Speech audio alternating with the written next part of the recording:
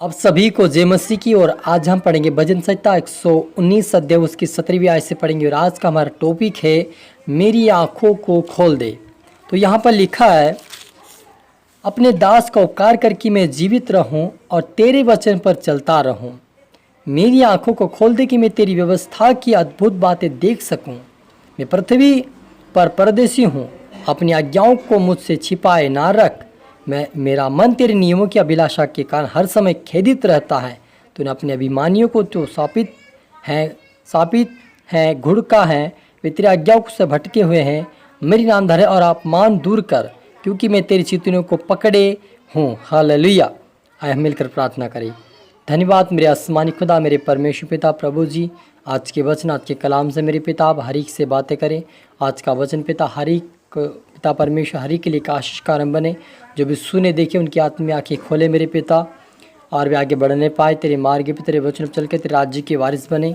परमेश्वर पिता आपके बेटा बेटे जितने देखे उनके ऊपर आप उपकार करें, उन ताकि वो जीवित रहें और तेरे वचन पर चलते रहे, और पिता परमेश्वर तेरे राज्य के वारिस बने। सुन दे मेरे ईश्वर राजा, सभी की तरह हाथ में सौंपते मेरे पिता।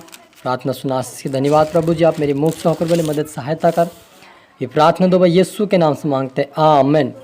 तो मेरे जी, जो यहाँ पर हमने पढ़ा भजन संहिता 119 अध्याय उसकी 17वीं आयत से पढ़ा, अपने दास का उपकार करके मैं जीवित रहूं और तेरे वचन पर चलता रहूं। मेरी आंखों को खोल दे कि मैं तेरी व्यवस्था की अद्भुत बातें देख सकूं। मैं तो पृथ्वी पर परदेसी हूँ और अपनी आज्ञाओं को मुझे छिपाए, अपनी आज्ञाओं को मुझसे छिपाए ना रख। हालेलुया। यहाँ पर दाऊद कहता है कि अपने दास के ऊपर उपकार करके मैं जीवित रहूं और तेरी वचन पर चलता रहूं। इसलिए मेरी आंखों को खोल दे कि तेरी व्यवस्था की बातें, अद्भुत बातें को देख सकूं। क्योंकि मैं परदेश पर अकेला हूं, अपनी आज्ञाओं को मुझसे छिपाए ना रख। मेरा जी, जो दाऊद जो है परमेश्वर से इतना प्रीति रखता था कि वो बार बार उससे बातें करता था और बार बार उसकी आराधना करता था। वो तार वाले बाजे बजाकर परमेश्वर की आराधना करता था और परमेश्वर से बातें करता था वचनों से।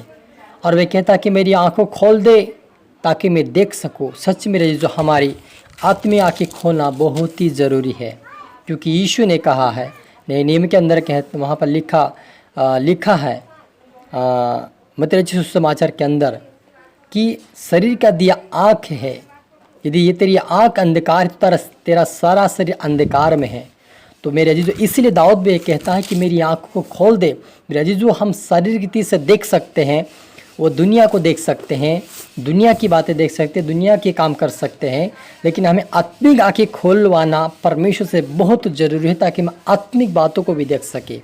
क्योंकि जिनकी आँखें खोल जाती है आत्मिक रीति से, वो परमेश्वर के वचन को पढ़ते हैं, उसको सुनते हैं, उसको मानते हैं, उसके ऊपर चलते हैं, ताकि उनकी आँखें खोल चुकी हैं भाई। इसीलिए वो दाऊद भी कहता है कि मेरी आँखें खोल दे ताकि मैं तेरे अद्भुत कामों को देख सकूं। मेरे अजीजों, हमारी आंखें खोलना बहुत ही जरूरी, इसलिए आप भी कहें कि हे यहोवा, हे पिता, हे प्रभु यीशु, मेरी आंखों को खोल दे ताकि मैं आत्मवृत्ति से देख सकूं। क्योंकि हम देखते हैं जब शाऊल जो नए नियम का जो शाऊल है, वो लोगों को, प्रभु यीशु मसीह के लोगों को धमकाने और बंदी बनाने के लिए और पीटने के लिए, उनको बंदी बनाने के लिए जा रहा था। लेकिन जब रास्ते में यीशु ने उसे दर्शन दिया तो उसकी आंखें क्या हो गई थी, अंधा हो गया था वो, और वे 3 दिन 3 रात तक नहीं देख सका।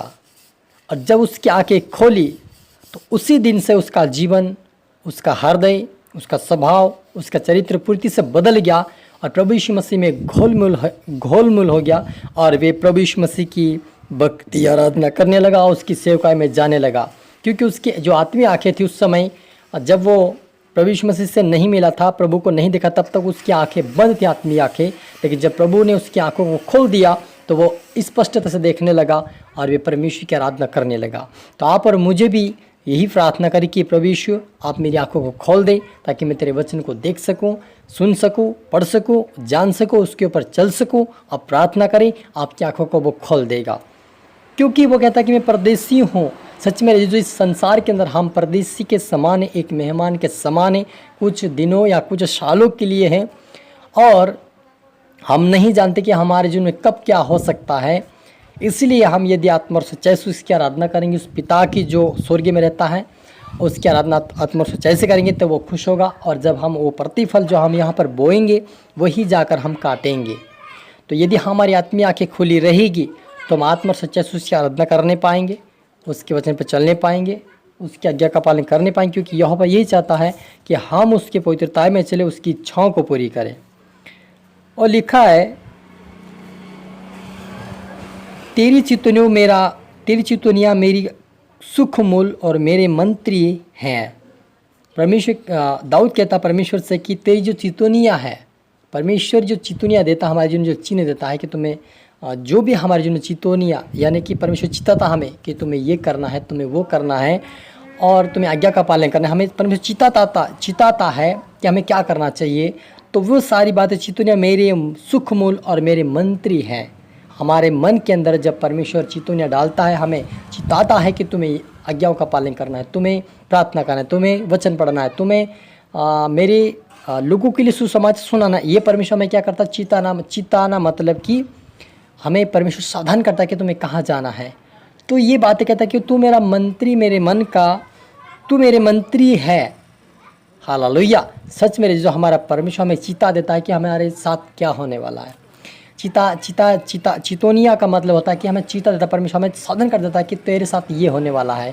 तब हम क्या करते हैं, चिता जाता है, कि यानी चितौनिया यानी कि हम हमारी जो ज्ञान इंद्रिया से बाहर हैं उसे हमें परमेश्वर बता देता है कि हमारे साथ क्या होने वाला है। हमें चिताता है कि हम तेरे साथ ये होने वाला है, वहाँ मत जाए।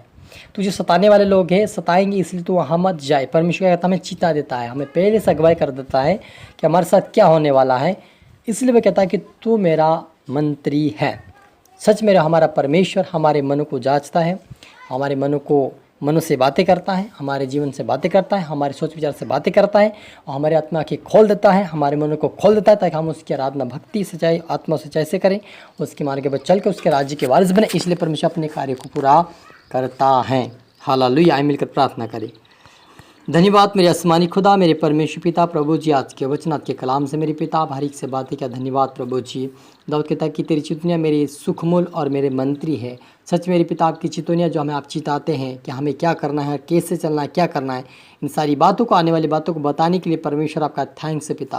आपके बेटा बेटी देखिए वो भी आज से पिता पर तेरी चितौनियों को मानने पाए, तेरी उचित लगाने पाए, और जितना आपके बेटा बेटी देख रहे सुन रहे हर एक के लिए दुआ करता यीशु नमस्ते इनकी आत्मा के खोल जाए, आज से इनका मन खोल जाए, इनका दिल खोल जाए, इनकी आंखें खोल जाए, इनका मन खोल जाए, आपकी आराधना आपकी भक्ति आत्मा सच्चाई से करने पाए, तेरे मार्ग तेरे वचनों पर चलकर तेरे राज्य की वारिस बनने से प्रार्थना करते खुदावन। इनके दोनों का परिवार बदले, आशीर्वाद बरकत पाए, सोने ईश्वर सभी प्रार्थना सौंपते हैं। ये प्रार्थना दो भाई यीशु तेरे मीठे नाम से मांगते हैं, आमीन। आप सभी को गॉड ब्लेस यू ऑल। जय मसीह की।